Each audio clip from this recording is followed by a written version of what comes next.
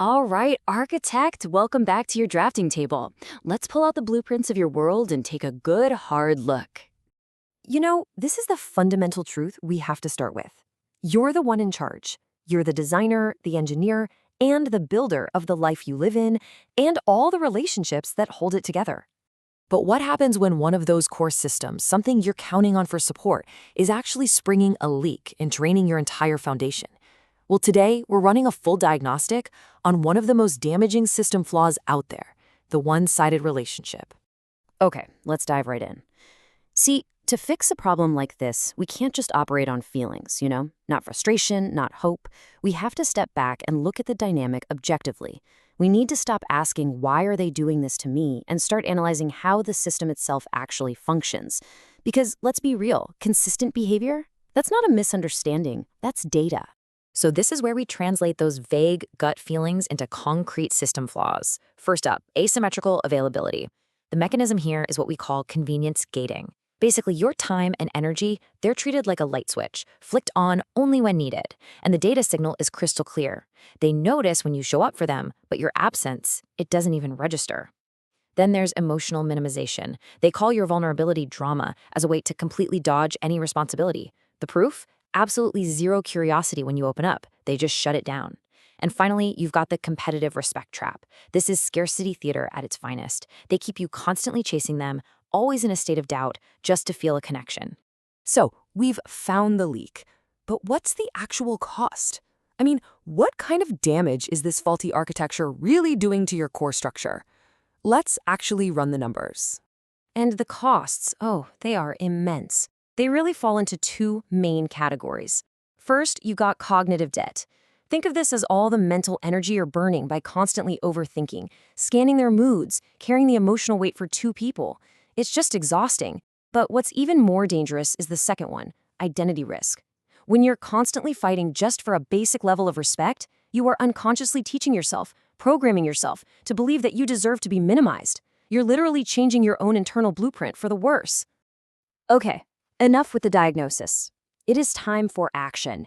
We are done subsidizing indifference. It's time to align our energy with our self-worth. And this isn't about hope or a big emotional confrontation. No, this is a protocol, a new blueprint for a total system recalibration. So here's the plan, and we're going to keep it simple. It's 3 clear, actionable steps. First, we're going to conduct a full audit of your current connections. Second, we'll run a quick data test, just to confirm what we suspect. And third, we strategically replace and reinvest our energy where it will actually build something strong. Let's get right to step 1, the audit. I want you to assess your top relationships by asking these 3 questions. Is my absence even noticed? Is there any genuine curiosity when I'm vulnerable? And is there any proactive support when I'm stressed out? Now, the rule here is simple, and it's not emotional. If a relationship scores a 1 or a 0 on this, you immediately remove its structural priority in your life, period. And for those relationships that are really at the bottom of the barrel, we have a non-negotiable exit criterion. If you see this combination, no curiosity, your feelings get minimized, and your silence goes totally unnoticed for 30 days, you disengage.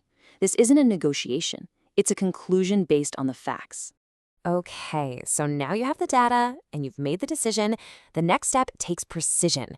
It's time to communicate the new architecture, and to do that, you're going to need the right tools. Now, this is so important, so listen up. We have to completely redefine what a boundary is. A boundary is not you asking them to change. It is a simple, factual notification of your new position. You're not asking for permission. You're announcing a renovation. Here is your first tool. We'll call it the systemic mirror. It's a neutral observation.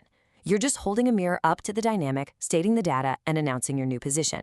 And by adding that last part, if you have space for reciprocal contact, you know where to find me, you put the ball entirely in their court. It's a perfect final test. Next up, we have the interface reset. This one's more direct. It's for those connections where you're treated like a utility. You just state the facts. The cost-benefit analysis doesn't work, and you announce that you are no longer available for this kind of transaction. I am taking distance. It's a clean, firm shutdown. And finally, the coherent nexus exit. This is it. This is the definitive closure for when that exit criterion has been met. You state that your decision is based on facts, you announce you're done investing, and you close the door cleanly with a simple, "I wish you the best." It's final, it's clear, and it's incredibly powerful. Now, once you've delivered your statement, the execution protocol is absolutely critical. Remember this acronym: do not jade. That means don't justify, argue, defend, or explain. If you do any of those things, you're just getting sucked right back into the old, broken system. Your boundary statement is the complete message. Let the silence do the rest of the work. You have to remember your role here. You are the architect. You are not a petitioner asking for things to change. You're not negotiating terms with a contractor. You are recalibrating your own system for maximum integrity and strength. So, you've got the diagnostics, you've got the plans, and now you have the tools. The foundation has been cleared of all those systems that were draining it dry. Your new blueprint is ready. So the only question left is, what are you going to build now?